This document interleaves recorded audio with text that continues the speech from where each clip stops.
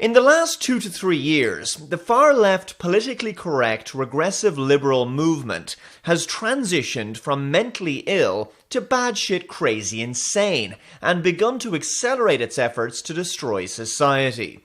Some say the disturbingly quick growth of their influence in the past few years has been down to the fact that people are wising up to their bullshit and now they've become more desperate. They may be beginning to lose their political power and grip on public discourse, and consequently, they've started doubling down on those people who disagree with them.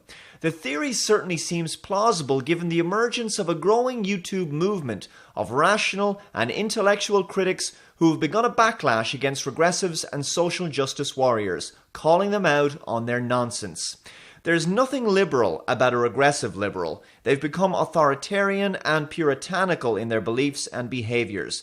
Their act has become tiresome and predictable. So in case you weren't already aware, here's 5 signs that you're a regressive liberal. Number 5. You're against freedom of speech. Despite claiming to be liberal, tolerant, and preaching inclusiveness, you can only apply this policy to those who agree with you or to those you deem to be marginalized minorities who fit your narrative of intersectional oppression. Dissenting opinion of any kind is heresy against your regressive doctrines. For example, Yale University students recently signed a petition on campus to have the First Amendment protecting free speech removed from the US Constitution. This is the same campus where students claim that the role of college professors and faculty members is not to create a place of intellectual debate, but to create a home. If you're a regressive, then you believe people's right to feel comfortable should come before free speech. This is a highly dangerous belief system because offense is never given, it's only ever taken. Who becomes the ultimate arbiter of what kind of speech is acceptable and what kind of speech isn't? The truth is, free speech must come with no clause or caveat. If you ever utter a phrase like, "I'm all for freedom of speech, but," then you're against free speech because you're a regressive. Number 4. You're extremely racist and bigoted. In the regressive insanosphere, white people, and especially white heterosexual men, are privileged shitlords with power they inherited at birth, apparently. Multiculturalism must be used to create a more diverse Western world, i.e. unfiltered mass immigration should be encouraged from developing nations to ethnically cleanse the West of the Caucasian cancer infesting it. You believe that affirmative action must be used in education, politics, the media, and the workplace in order to help women and ethnic minorities to break through systematically oppressive barriers, which don't actually exist. You believe that anyone who isn't white in a predominantly white nation should be given special treatment and receive important positions they haven't earned. You believe that people should be judged on the color of their skin or on their genitals and not on the quality of their ideas or the content of their character. In your worldview, the meritocracy is unfair because it rewards those who work the hardest and produce the best results. You believe this is a bad thing because it doesn't automatically give minorities a victim narrative that would imbue them with a special privileged status. Believing women and ethnic minorities to be weak and helpless and in need of constant assistance from the state just by virtue of being what they are is what George W. Bush called the soft bigotry of low expectations. Telling all white men to check their privilege and downgrading their issues as being irrelevant is racist and bigoted against white men. You point out what you believe to be racism, sexism, bigotry, and Islamophobia in other people everywhere, but you use bigotry and reverse racism on white people all the time. White people must be held responsible for the past sins of their colonial ancestors in a kind of original sin.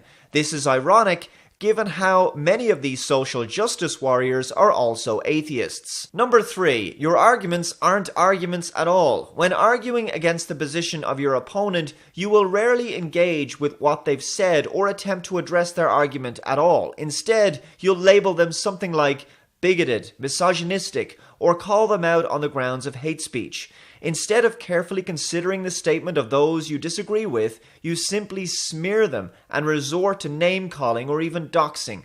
When that doesn't work, you'll also attempt to change the conversation and attack the character of your opponent or undermine their credibility in some way. You may also respond from a position of narcissistic sanctimoniousness. For example, when someone argues with a feminist SJW on Twitter, the feminist may simply reply with the now iconic response, "Educate yourself," or "Read a book," or "Google it." They won't actually cite credible sources for their opinions. They may also adopt what I call the because reasons philosophy, like Justin Trudeau, when asked why he felt it was important to have a cabinet comprised equally of men and women. He simply said, "Because it's 2015.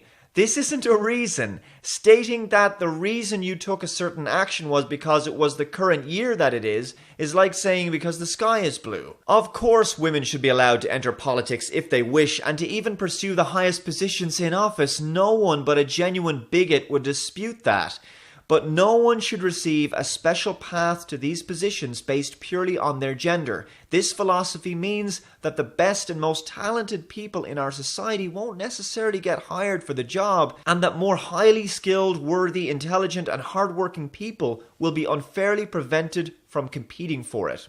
Number 2, you like banning things. Everything is problematic, everything is racist, everything is sexist, everything is homophobic, and you have to point it all out. From free speech, jokes, certain TV shows, Halloween costumes, certain triggering words, books, and even people, you love to ban things that don't serve what you deem to be the greater good.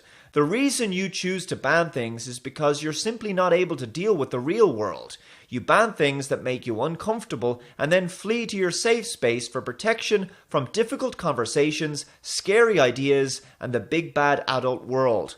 You may go so far with your banning addiction as to even resort to using false copyright claims against content creators in order to silence them and their work. Finally, number 1, you deny reality. This is the big one. Not only do you not believe that the meritocracy is the fairest possible system to run a society on, you also deny the damage that multiculturalism is having on Western civilization.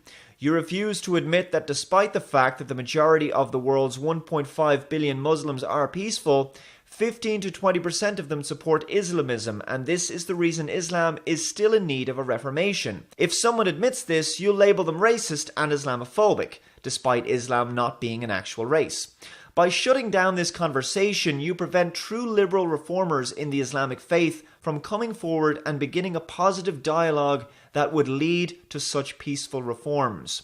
You deny the reality of fundamental biological differences between men and women and buy into the pseudo-scientific notion that gender is a social construct.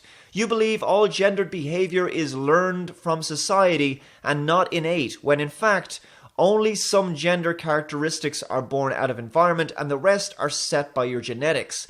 You believe masculinity is toxic, all men are potential rapists and murderers, and that there's a big bad scary patriarchy at work that's oppressing Western women. This is despite the fact that you can provide no real-world evidence for this outside of the postmodern propaganda you were educated into believing in your Marxist gender studies course. You subscribe to third-wave feminism, which is totalitarian, ideological, and deeply misandrist, and has already destroyed gender dynamics in the West and practically obliterated the institution of marriage.